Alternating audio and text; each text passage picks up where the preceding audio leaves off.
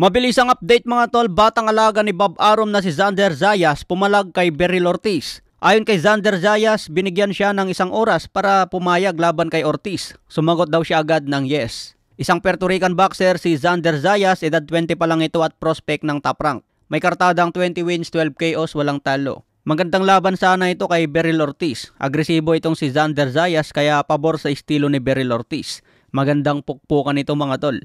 Pero papayag kaya si Bob Arum? Isagupa agad ang prospect laban sa kalidad ni Beryl Ortiz. 21 pa lang si Xander Zayas, malaki pa ang ma-improve sa batang ito. Mukhang masyadong maaga para harapin si Beryl Ortiz. 10-rounder pa lang ito mga tol, hindi pa nakaranas ng malakas at matibay na kalaban. Sa iba pang balita, $190 million. Ito ang siguradong bayad kay Tyson Fury versus Alexander Usyk ngayong December 21. 60% kay Usyk at 40% naman kay Tyson Fury.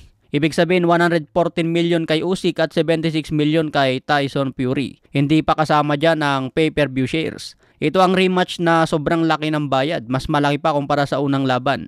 Matatandaan na $150 million ang bayad sa unang laban. 70% noon kay Tyson Fury at 30% lang kay Alexander Usyk. Kahit mas maliit ang porsyento ni Usyk, tinanggap niyang laban dahil gusto maging undisputed champion. Hindi raw importante ang perang kikitain niya dahil hinahabol ang 4 na belt.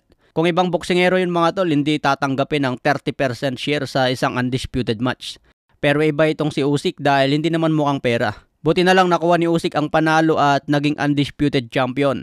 Kaya magandang hakbang yung ginawa ni Usyk dahil kikita siya ulit ng milyones ngayong rematch. Mas malaki na ngayon ang porsyento ni Usyk dahil 60%. Kung sakali lang na manalo si Tyson Fury sa rematch, baka magkaroon pa ito ng trilogy, katulad sa bakbakang Wilder versus Fury. Sa ngayon, ito ang pinakamalaking bayad sa boxing, $190 million per fight. Kaya bang na lang po natin ito December 21. Sa iba pang balita, Oscar De La Hoya napilitan na isabak ang bataan kay Shakur Stevenson. Sabi ni De La Hoya, tinanggap na raw ng isang bata ang laban kay Stevenson. 22 pa lang si Floyd Schofield at wala pang karanasan sa isang malakas na kalaban. Ngayon, sasagupain niya ang isang 3-division champion na si Stevenson. Ayaw sana ni De La Hoya isabak si Schofield dahil mahina pa ito at wala pang experience. Pero nagpumilit ang kampo ni Schofield kaya pinagbigyan na lang itong bataan niya. Kahit manalo dyan si Stevenson, hindi rin mabigyan ng credit. Ang masama dyan kung ma-upset siya ni Schofield.